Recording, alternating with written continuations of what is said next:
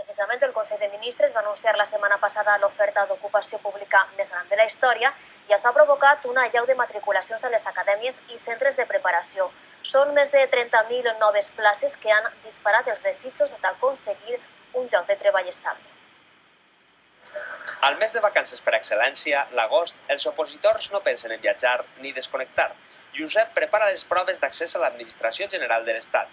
Ha d'aprofitar tot el temps possible. Entre 35 i 40 hores setmanals. Els aspirants tenen més oportunitats que mai.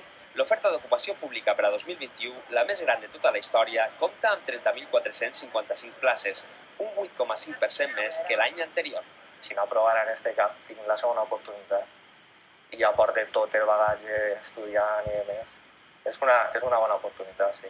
Dins de l'oferta hi ha més de 17.000 places assignades a perfils molt diversos, però totes demanen un requisit comú a l'hora d'acabar les proves. Tiempo, empeño y sobre todo, no desanimarte fácilmente. No vas a sacar plaza fácilmente a la primera, pero si persistes lo vas a conseguir, eso seguro.